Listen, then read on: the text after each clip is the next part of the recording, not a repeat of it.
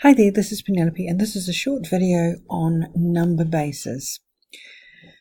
Converting between the different number bases is actually quite easy, but the thinking behind it can seem a bit confusing at first.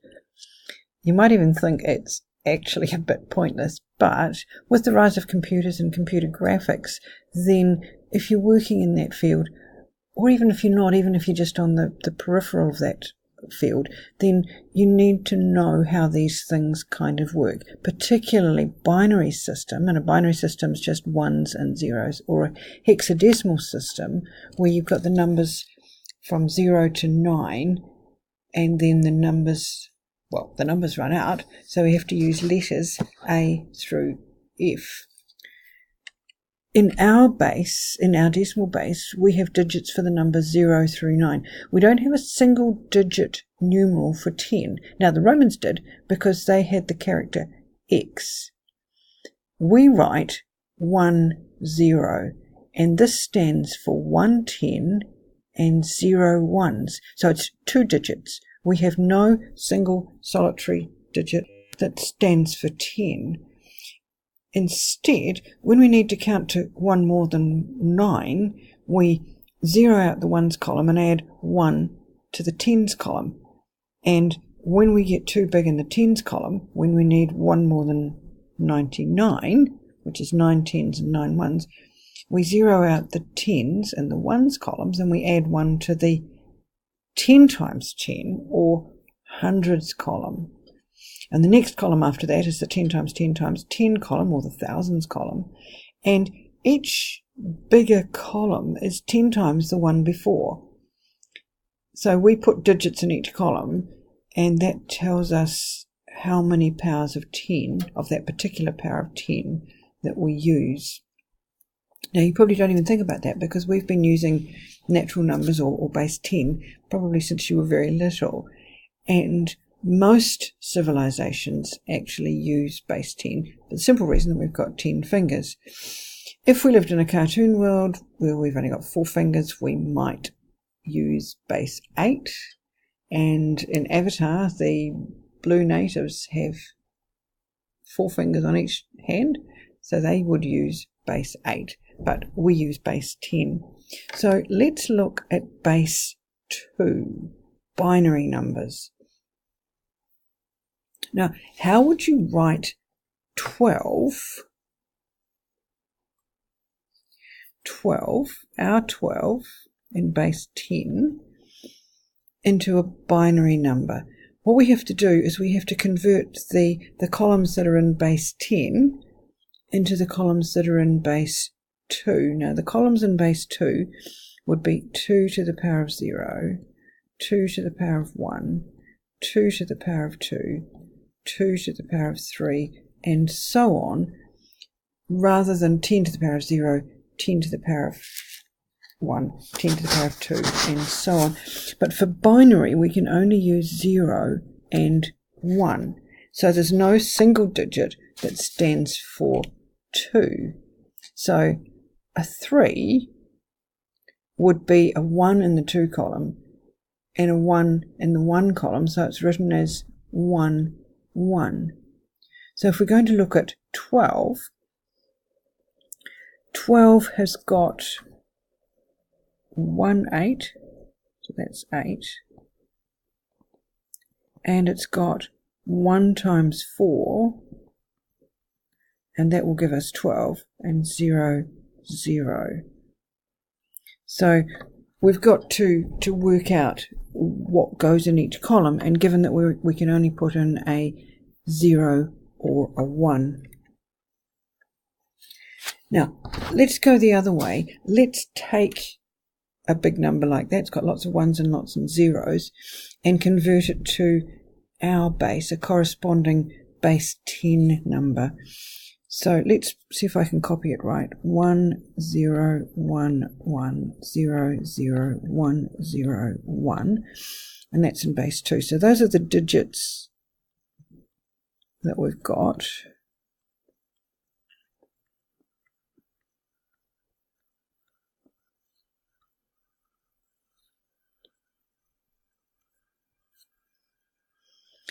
And then if we just shortcut, if you like, the powers of 10, so that powers of 2, so that I don't have to write them all in. So this is 2 to the power of 0, 2 to the power of 1, 2 to the power of 2, 3, 4, 5, 6, 7, 8. So this is 2 to the power of 8. Then we can see that we've got 1 times 2 to the power of 8 plus 0 times 2 to the power of 7 plus 1 times 2 to the power of 6 plus 1 times 2 to the power of 5 plus 0 times 2 to the power of 4 plus 0 times 2 to the power of 3 plus 1 times 2 to the power of 2 plus 0 times 2 to the power of 1 plus 1 times 2 to the power of 0. And if we use our calculators, then we've got 1 times 256 plus, I'll skip the 0 ones, plus 1 times 64 plus 1 times 32 plus 1 times 4 plus 1 times 1. Adding them all up, we get 357. So that's in our base 10. So all those 1s and 0s convert to 357 in base 10. Now, let's go back the other way. Let's convert 357 in base 10 to the corresponding binary number. Now, to go from the binary number to the base 10, we did a lot of multiplying, so it makes sense when we're going the other way to divide. So we repeatedly divide by the base number that we're going into. So we're going to binary, so we're going to repeatedly divide by 2. So 2's into 357. Right, let's get the calculator out, get the calculator going. So 357 divided by 2 is 178, remainder 1.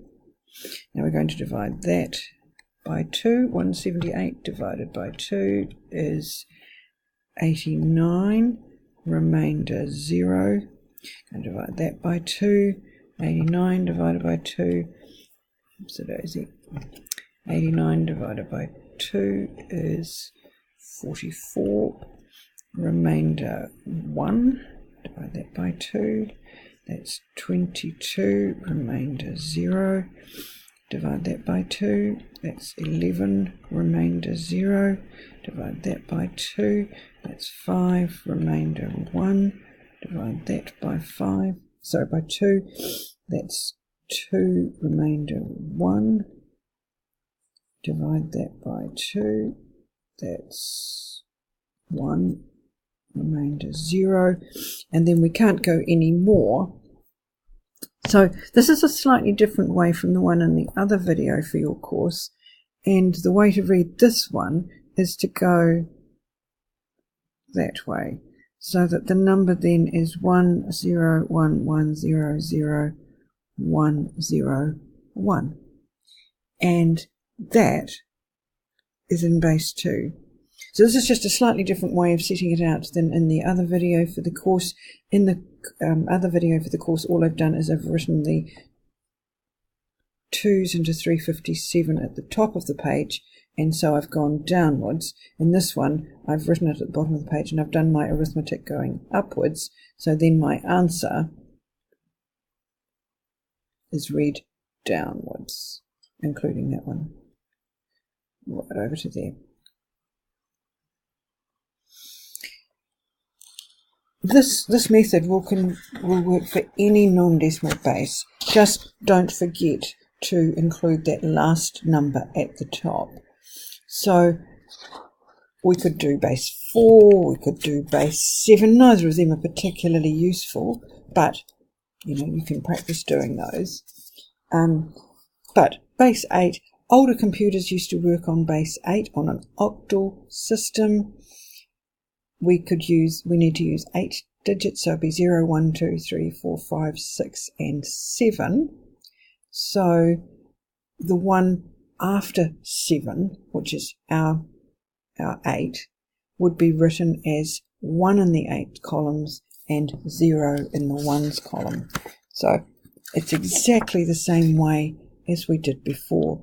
So let's convert 357 in our base to base 8. So again, we're going to start at the bottom of the page. Oops, change my colour back to there.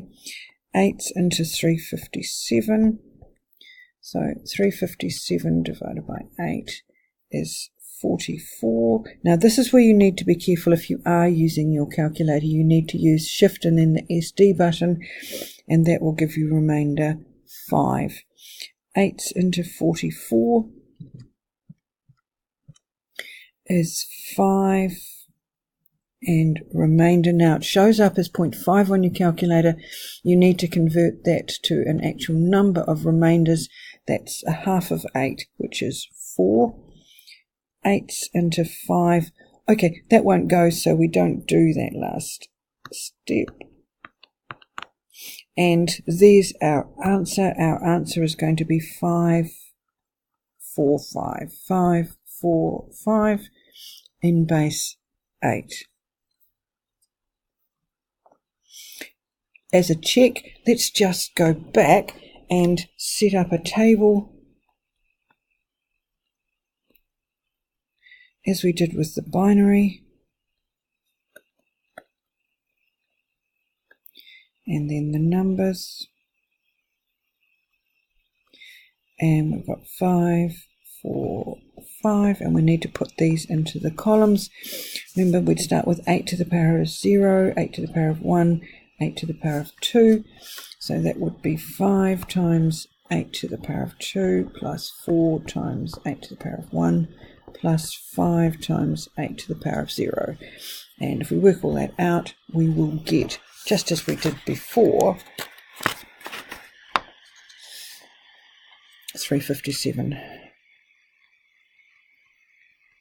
While we're working with bases, it's just a good idea to put in the actual base that we're working with. You wouldn't normally write 357 base 10, but just here, because we're working with bases, we can. Now, hexadecimals, same thing, only this time we've got to have 16 numerals, so we go 0, 1, 2, 3, 4, up to 9, and then the next numeral is A, then B, C, D, E, and F. So converting 357, we would divide by 16. 16 into 357 is 22. And I need to know the number remaining. That's remainder 5. 16s into 22 is 1. And again, I need to convert on my calculator that the remainder will be 6. I can't do any more, so there is my answer, 165 in base 16.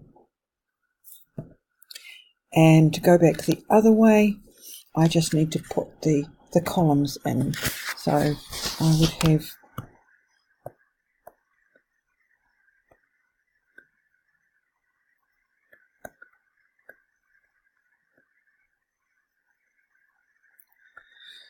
So 1, 6, 5, 0, 1, 2, so it would be 1 times 16 to the power of 2 plus 6 times 16 to the power of 1 plus 5 times 16 to the power of 0, which will give us 357.